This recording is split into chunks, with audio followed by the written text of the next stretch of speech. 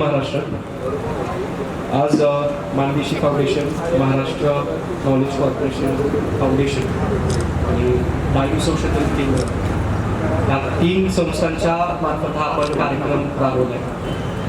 आता AI म्हणजे आई वगैरे असं काही नाही आहे. AI म्हणजे आर्टिफिशियल इंटेलिजन्स. आता लोकांना वाटतं की जन्मताच झालं तर आमच्याकडे आई म्हणतात म्हणून ते आई आहे, असला काही भूमिक राहू नका. कारण की हा आर्टिफिशियल इंटेलिजन्स हा मिळणार आहे. कशाचा आहे? जो कोणी हा शब्द काहीतरी वेगळा त्याचा उच्चार काढत असतील, त्याचा अर्थ वेगळा काढत असतील, तर मला असं वाटतं की त्यांना शिक्षण त्यांचं कमी असेल किंवा त्यांना ज्ञान कमी असेल. त्यामुळे हा आर्टिफिशियल इंटेलिजन्सचा मेळावा आहे. ह्या मेळाव्यासाठी आज NKCL फाउंडेशनच्या CEO वीणा कामत मॅडम आहेत, NKCLचे ॲग्रिकल्चरमधले एक्सपर्ट खेर सर आहेत, AIचे एक्सपर्ट नियाज सर आहेत आणि ते मूळचे बार्शीचे आहेत. त्यामध्ये तुम्हाला सविस्तर याच्याबद्दल माहिती देतील. नंतर अजिंक्य कुलकर्णी आहेत, ॲग्रिकल्चर मॅनेजर मानदेशीचे, तेही AI बद्दल तुम्हाला चांगली माहिती देतील. आता मला हा प्रश्न आहे सर्वांना की किती लोकांनी इथे AIचा वापर केला? हात वरती करायचं केला असं.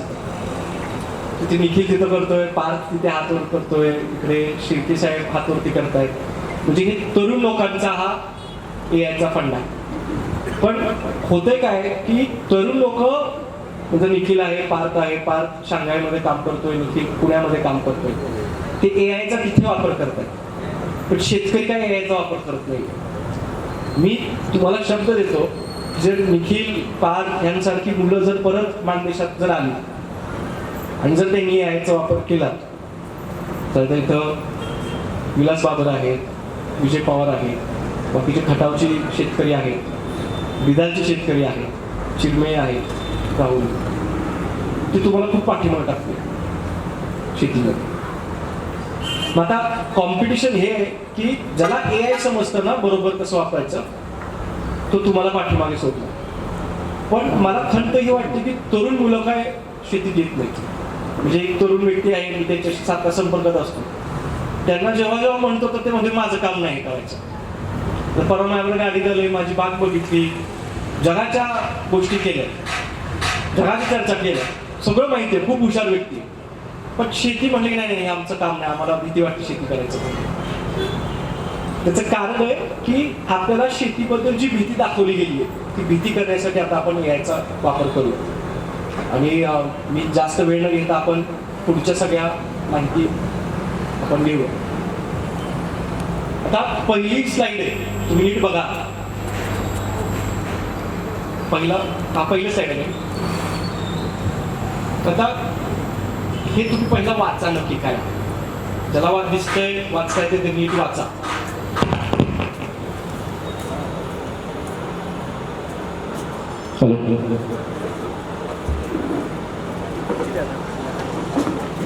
सगळ्यांनी वाचलं? थोडं त्याचा अर्थ समजला तुम्हाला? हा शब्दच अस्तित्वात येण्यापूर्वी जे संशोधक होते ट्युरिंग सारखे, यांनी त्याला थिंकिंग मशीन किंवा ऑटोमेटा त्यांना ते नाव दिले. हे 1950 मध्ये एका ब्रिटिश संशोधन शास्त्रज्ञाने त्याची माहिती काढली आणि नंतर 1956 नंतर हे अमेरिकेमध्ये AIची सुरुवात 1956 ला झालेली. मी तुम्हाला हे का सांगतोय 1956 ला झालेली? पाश्चिमात्य देश म्हणजे जर आपण वेस्टर्न कंट्रीज म्हणतो, अमेरिका आहे, फ्रान्स आहे, तुमचं युरोपचे काय जर्मनी आहे देश आहेत, नंतर कॅनडा आहे, रशिया आहे, ह्या देशांनी कृत्रिम बौद्धिकता ह्याच्यावरती AI वरती खूप वर्षांपासून त्यांनी काम केलं. AI आपण कधी ऐकले? म्हणजे कुठल्या वर्षी ऐकले आपण? 25 साली आपण AI ऐकले. त्यांनी किती साली ऐकलंय? आज ज्या कंपन्या AIच्या आलेल्या आहेत त्यातली क्वचित एखादी 100 मधली एक भारतीय कंपनी पण नाही. उगाच आपण दरवेळेस असं म्हणायचं की आमच्या देशामध्ये लय काय भारी होतंय. तर मग आज जेव्हा मी प्रश्न विचारतोय तेव्हा फक्त 3 लोकांनी यासाठी हात वरती केला. तुम्ही लय मोठे बागायतदार शेतकरी असतात, पण याच्यानंतर तर तुम्ही AI वरचे बागायतदार शेतकरी नसतात तर तुम्ही त्या शर्यतीमधून तुम्हाला बाहेर यावं लागेल. तुम्ही ती शर्यतीत उभा पण नाही राहू शकला. आपल्या घरातल्या महिला आहेत त्या हुशार असतात, त्यांच्याकडे त्या AI ची माहिती भेटली पाहिजे, त्यांनी पण शेत बघितलं पाहिजे, त्यांनी शेतीबद्दल माहिती घेतली पाहिजे आणि जगाला दाखवली पाहिजे. म्हणून महिलांना पण आपण AI च्या चळवळीत उभा करायचं आहे. नाहीतर जर महिला नसतील तर खूप डिफिकल्ट होईल आपल्याला काम करायला.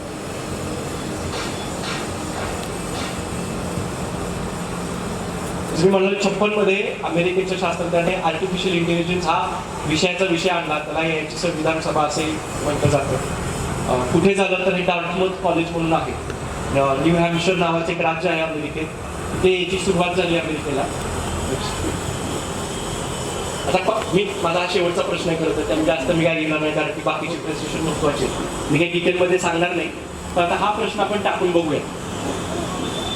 काय लिहिलंय? कोणी एखादं व्हॉलंटियर म्हणून कोणी वाचेल का असं? काय लिहिलंय?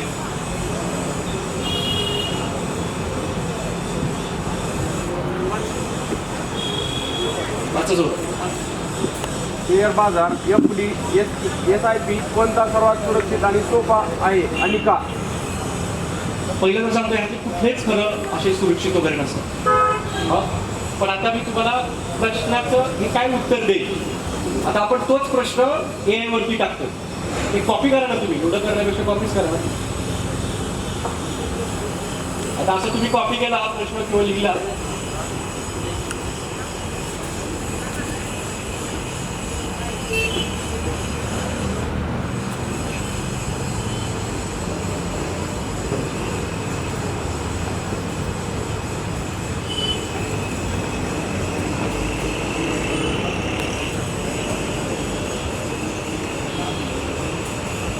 आता दुसऱ्या कोणी एखाद्याने व्हॉलंटियर कोण करू शकतं का?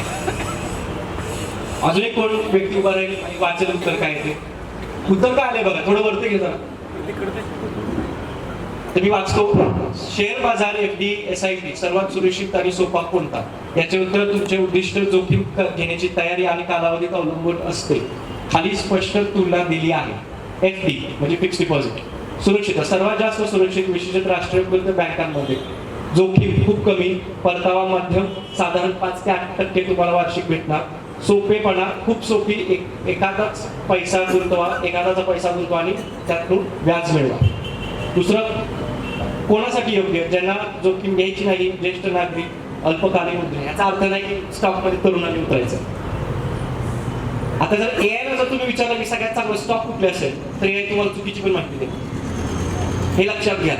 एकदा तुम्ही प्रश्न विचारला याचा अर्थ असा नाही होणार की तुम्हाला तेच उत्तर भेटणार.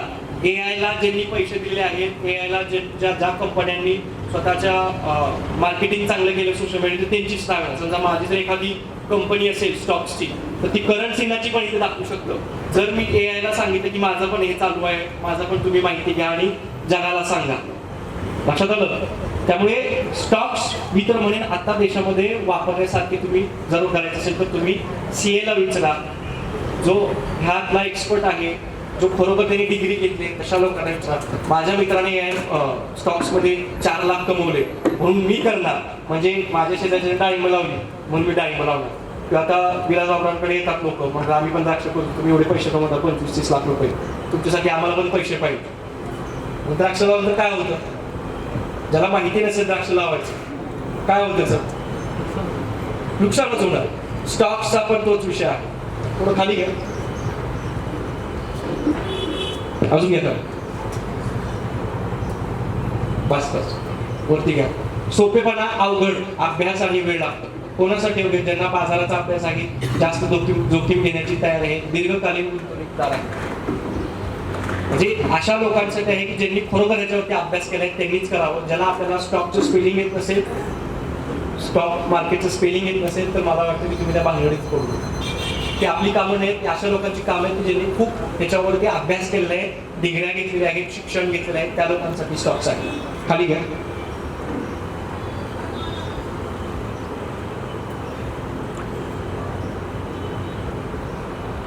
बघा, पूर्ण सुरक्षित म्हणजे FD म्हणजे जी कुठल्या बँका आहेत, नॅशनलाइज बँका, राष्ट्रीय बँका आहेत, त्याच्यामुळे जर तुम्ही पैसे ठेवले. नंतर दुसरं पण आहे सुरक्षित प्लस वाढ SIP म्हणजे सिस्टमॅटिक इन्व्हेस्टमेंट प्लॅन. आपण 2000ची करतो, 1000 रुपयाची करतो, त्याच्यामुळे जाऊ. याचा सांगण्याचा हेतू काय आजचा हा, की मला वाटतं की आज नाही म्हटलं तरी म्हसवड सारख्या भागामध्ये गेल्या 2-2.5 वर्षांमध्ये तरुणांमध्ये असे एक नवीन ॲप आला. त्या ॲपमध्ये तरुणांनी त्याच्यात पैसे टाकले. नाही म्हटलं तरी 2.5 ते 3 कोटी रुपये तरुणांचे, म्हसवडच्या तरुणांचे हे पैसे गेलेले आहेत. हे हेराफेरी पिक्चर तुम्ही पाहिला असेल, 21 दिन में पैसा डबल. ते स्ट्रेस पण डबल होतं. काही लोक आत्महत्या करतात. कितीतरी अशी मला ओळखीची लोक आहेत की त्यांनी बँकांमधून कर्ज काढली आणि त्यांनी ते स्टॉक्समध्ये पैसे घातले. रातोरात ते कर्जबाजारी झाले. 10 ते 15 लाख कमवले. ते एका तरुण मुलाने तालुक्यातल्या आपल्या आत्महत्या केल्या. तर असं कोण म्हणत असेल की महाराष्ट्रातल्या मान तालुक्यामध्ये शेतकरी आत्महत्या करत नाही, तर त्यांचा तो खोटा समज आहे. लोक आत्महत्या करतात शेतीच्या कारणासाठी करत असतील किंवा शेतीच्या आधारित कारणांसाठी करत असतील. लोकांची आत्महत्या करणं मानमध्येही वाढत चालत आहे. त्यामुळे तुम्ही समजून घ्या की सेफ भूमिका कुठली आहे, तर बँकांमध्ये आपले पैसे ठेवणे हा सर्वात उत्तम आहे.